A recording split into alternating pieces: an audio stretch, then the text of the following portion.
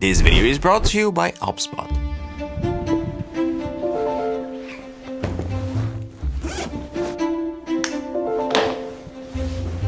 We live in a world surrounded by companies that invest billions into their own version of an ecosystem, the purpose of which is to demand your loyalty. Usually, it all starts with the phone as it is the most personal device, and from there, piece by piece, things begin to click. Devices talk to each other, features unlock, and before you know it, you're in. I've gone deep into how Apple pulls this off in my previous video, which I'll link at the end of this one if you're curious. But what if you don't want to stay locked into a single brand?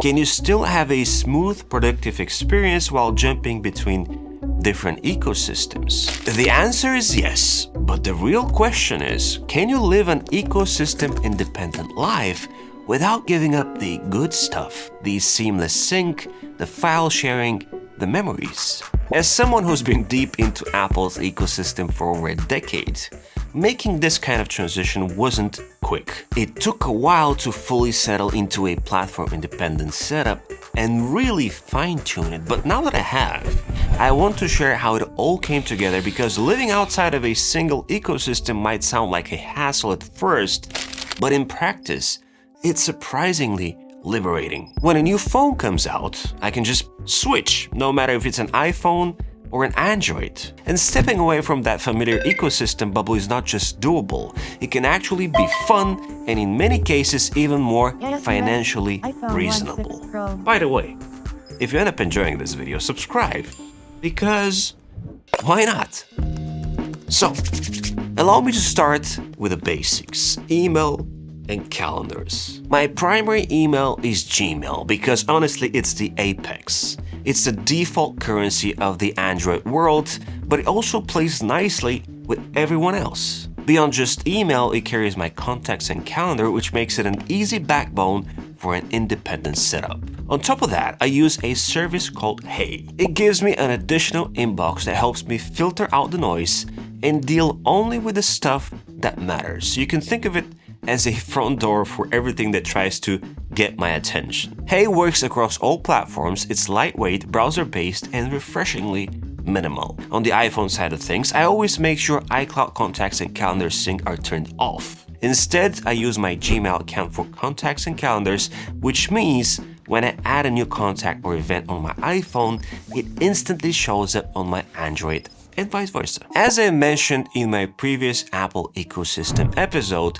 iCloud is absolutely worth paying for if your family primarily uses iPhones. The biggest benefit is seamless device backups. In my case, everyone that I care about is connected to my 2TB iCloud plan, which means I know their devices are backed up and there is enough room to spare for their photos and videos to live safely in the cloud. That said, I've personally stepped away from using iCloud Drive as my main file storage solution. Instead, I switched to OneDrive. It does everything iCloud Drive used to do for me. My important files are stored there, accessible from anywhere, which means I can confidently go with a base tier laptop, no matter the brand, and still have access to everything that matters. Plus, OneDrive is simply better when it comes to sharing files publicly, and it performs equally well whether I'm on my Windows laptop or my Mac Mini. No device biases. With OneDrive, if you want to share something with someone, things are super simple. And in an OS level of things, I can right-click on a folder and either tap copy link or tap share if I want to have more choices for the way I share something. So I can have restrictions, I can even have expiration dates, and so forth. With iCloud, things are a little bit like a black box, because if I want to share this folder and I right-click, I can go to share, and then I'm presented with default sharing settings like AirDrop or sending it as a message. It is not clear how I can restrict this folder or if I just want to share the link to someone. Now I can go to collaborate and then invite with link, but that's about it. Nothing more, and no control, no expiration dates or anything that it can flex with. When it comes to transfers, I rely on 3 tools: OneDrive, WeTransfer, and Blip. OneDrive, as I mentioned, is perfect for sharing folders and files in a more permanent, organized way. But when I need to send something quickly to a client or a partner, especially large files, I use WeTransfer. It's great for those one-off transfers, creating a temporary link that expires after a set time.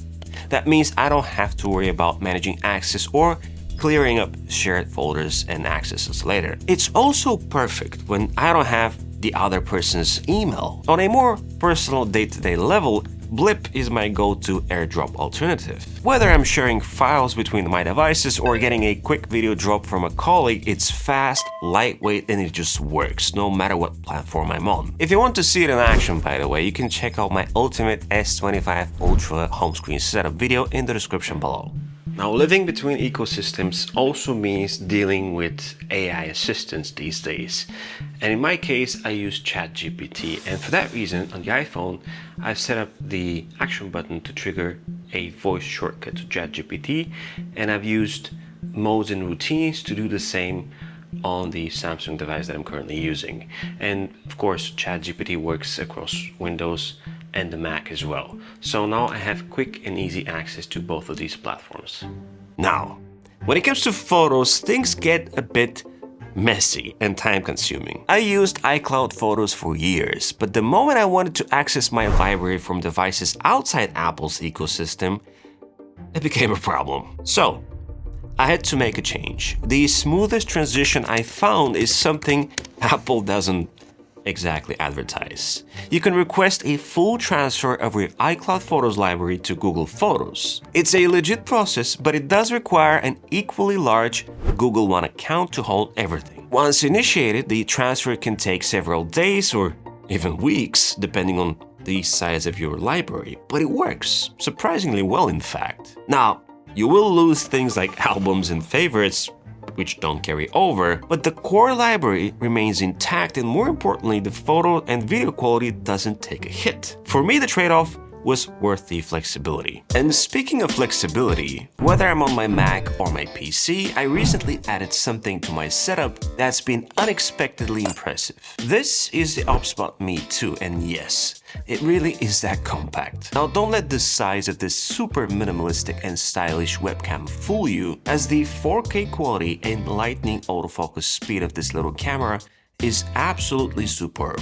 Coming in 3 stylish colors, the OpSpot camera offers clever features. For example, auto framing doesn't allow me to drift to the side while on a call or in a gaming session, automatically adjusting the image to keep me centered. At the same time, the Meet 2's dual omnidirectional noise-canceling microphones ensures my voice is delivered with crystal clarity. Furthermore, flipping the camera automatically triggers portrait mode as well, which is ideal for live streaming on popular platforms. Gesture controls are available too, where raising my hand activates target lock, or using this simple motion triggers zooming in and out. Furthermore, I really appreciate having a great level of control over the image quality and settings, and if that's not enough, the beauty section inside the OpSpot Center takes it further by subtly enhancing the appearance in real time. Also included in the box is a magnetic privacy cover that neatly snaps onto the base when not in use. So really, check out the OpSpot Me 2 in the very first link in the description below and use my code for a special discount. When it comes to notes, I bounced back and forth between a bunch of different apps until I got tired of the whole chaos and just dumped everything into Notion, which I was already using for work. You know, at first I hesitated because Notion is heavily online oriented, but let's be real. The day I can't connect to a single cell tower is probably the day my notes will be the last of my worries. That said, Notion has come through for everything, work and personal. Its flexibility is unmatched, letting me organize things exactly how I want, whether it's task lists, random ideas, or structured project hubs and databases. One workspace, all synced across all platforms. Perhaps the biggest thing missing here in Notion is pencil support, but hey, maybe, one day. Now, if you want to be truly ecosystem independent, you might want to steer away from specific brand headphones or earbuds because they work across all devices pretty much, like the AirPods work on Androids and vice versa, but you cannot use all their features. So instead of focusing on them, you might want to consider something more generic, a brand that focuses on headphones or earbuds that work across all the devices. For example, those Bose QC headphones work equally well on Windows, on Mac, iPhone, and Android. And actually they can work with 2 devices at the same time, which is pretty awesome.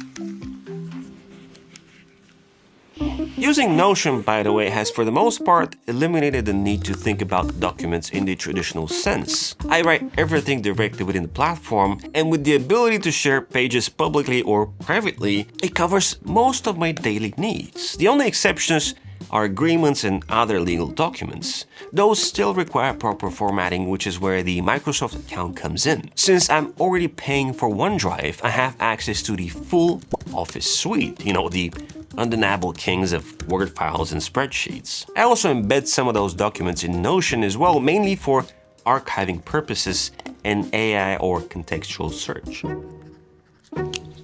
Since I don't rely heavily on a calendar, my main focus is tasks, and for that I use Superlist. I've mentioned it briefly in a few of my recent episodes, and it's a to-do app with a bit of Notion vibe, as you can structure and write things in a flexible way. But what really drew me is the interface. It's clean and fast, and it works across all platforms, with the exception of Windows for now, though I make it work through the browser version when needed.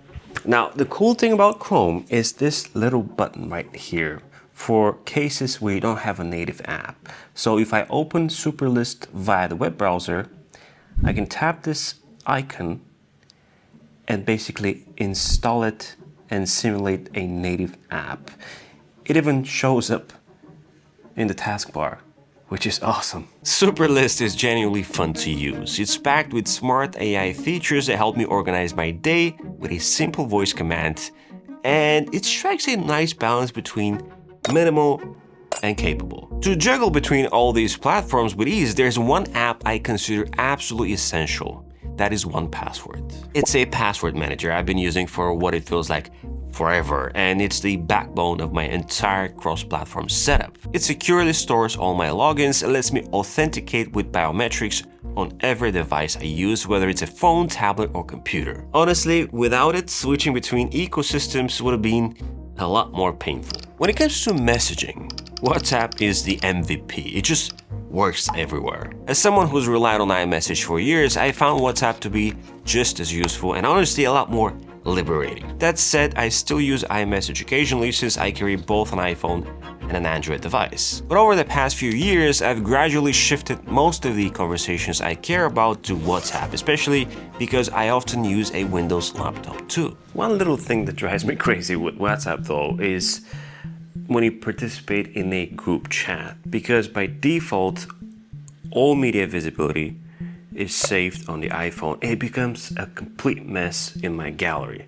Now, this is fine because I can say no and disable this feature, but once I set up a new device, I have to remember to do the same, otherwise it might instantly become a total hodgepodge. One thing that I've streamlined over the years too is my subscriptions, and if there's one that I'm genuinely happy to pay for, it's YouTube. As a YouTube Premium user, I've pretty much forgotten what it feels like to wait through ads and constantly having to tap skip. An added bonus is the access to YouTube Music. Now, full transparency, YouTube Music wouldn't be my first pick based on interface alone, but I've gotten used to it. And at the end of the day, once I hit play, I'm not staring at the screen anyway. Another win for YouTube Music is how well it integrates with Android Auto. It's smooth, responsive, and it just works. Oh, and most of the podcasts I care about are also available on YouTube and YouTube Music, so no podcast app to worry about either. Welcome to the Vergecast, the flagship podcast of having really fancy. Similar to what I showed you on Windows, since YouTube Music doesn't have a dedicated app, you can create one yourself, a web version of it, in Safari by going to the Share menu and choosing Add to Dock. And from this point, I can rename that to make it look cleaner a little bit. Press Add, and it will instantly appear in the dock. Now, next time I fire up YouTube Music, it will look a lot cleaner, almost like a native app. pretty cool. Believe it or not, I've mostly ditched smartwatches when it comes to health tracking. The truth is, almost all of them are heavily tied to specific ecosystems. Instead, I'm using smart rings. The Ultra Human Ring has been my go-to for years, and more recently, I've been testing the Lunar Ring. Both offer far more meaningful insights than just step counts and those slightly patronizing reminders to stand up in the middle of a video edit. What matters more to me are the metrics like deep sleep and recovery, things that actually influence how I feel and perform day to day. And the best part, these rings don't care what phone I'm using, they just work and last for days. Now, one of the reasons I mentioned earlier that stepping away from an ecosystem can be tough is because of accessories, especially at home. It's something that I'm still actively trying to optimize, particularly when it comes to smart appliances and automation. You can probably imagine how tricky it is to replace or adjust everything that was originally bought with HomeKit in mind. But I am making progress. SmartThings, Samsung's smart home app, has been a surprisingly good alternative for me. It works just as well on iPhones and iPads, and it connects seamlessly with my Samsung TVs with a wide range of devices including smart cameras and gear from reputable brands. This is actually one area where I'd love to hear from you. What are your go-to solutions for platform-agnostic home automation? Feel free to drop your setups and recommendations in the comments below. And if you enjoyed this video, then you should definitely check out what are the benefits of being fully immersed into an ecosystem like Apple, right here. Like and subscribe to the channel as well as my newsletter, and as always, it's been an absolute pleasure. This is E, over and out.